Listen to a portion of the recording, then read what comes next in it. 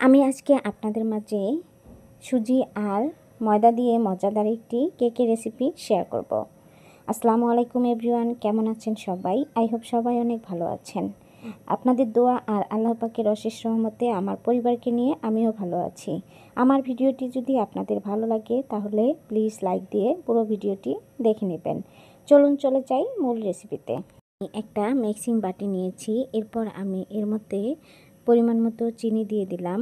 এখন আমি 2টা দেশি মুরগির ডিম নিয়ে নিব।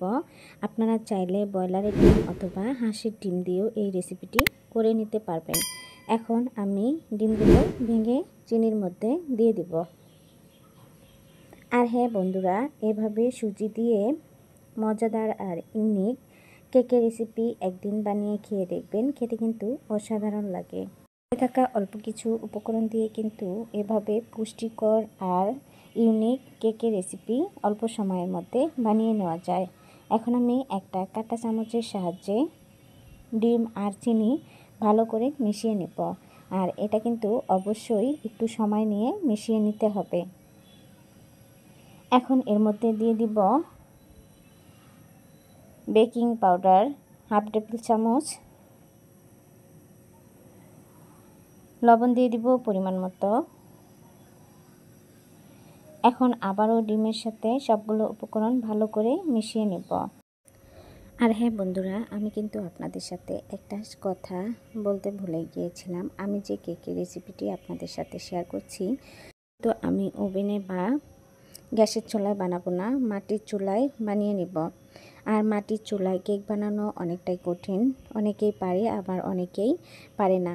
তবে মাটির চুলায় কেক বানালে খেতে কিন্তু অনেক বেশি ভালো লাগে।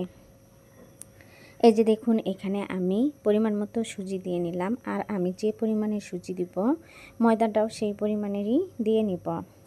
আমরা সবসময়ই গ্যাসের চুলায় সব কিছু রান্না করে থাকি, তবে আমার মনে হয় মাটির চুলায় যে কোনো জিনিসই আমরা রান্না করি যদি, তাহলে খেতে অনেক বেশি ভালো লাগে। আপনাদের কাছে কেমন লাগে সেটা আমাকে অবশ্যই কমেন্ট করে জানাবেন।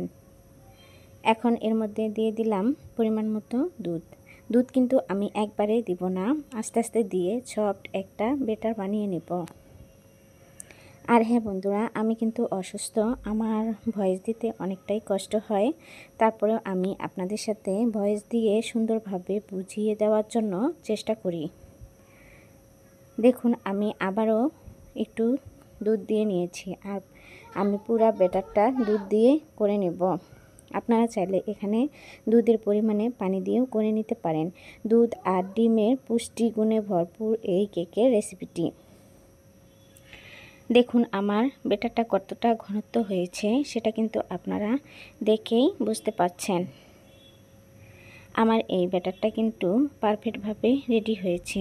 এখন আমি এটা এক সাইডে রেখে দিব। একটা স্টিলের মোল্ড নিব, এর মধ্যে তেল ব্রাশ করে নিব। এরপর আমি লেখালেখি যে পেপার থাকে সেটা গোল করে কেটে নিয়ে এর উপরে দিয়ে দিব। এরপর আমি সুজির ব্যাটারটা এর মধ্যে ঢেলে দিব।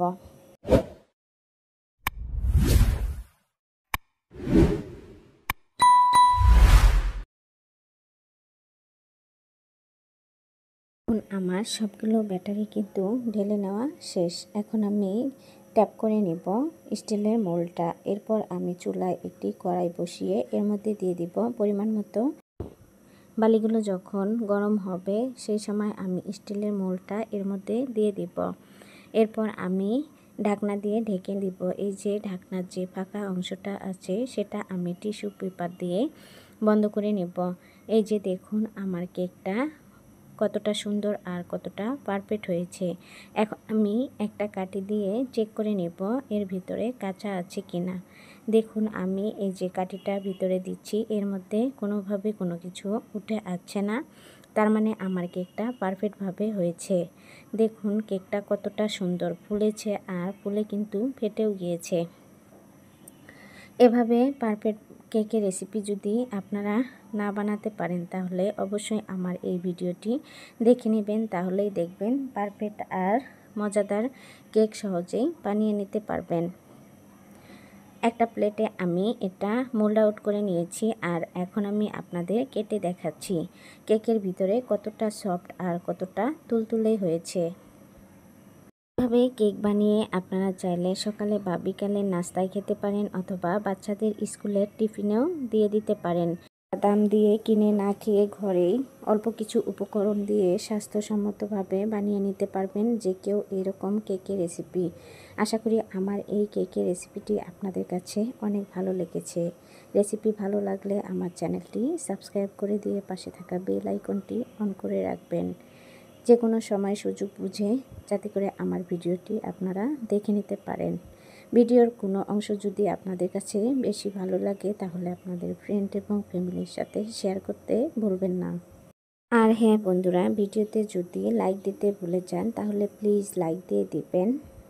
আপনাদের একটা লাইক আর কমেন্ট আমার ভিডিও করার উৎসাহ আরও বাড়িয়ে দেয়। কমেন্টের মাধ্যমে আপনাদের মূল্যবান মতামত জানাবেন। আজ এ পর্যন্ত, সবাই ভালো থাকবেন, সুস্থ থাকবেন। আবারও কথা হবে অন্য কোনো ভিডিওতে। আল্লাহ হাফেজ।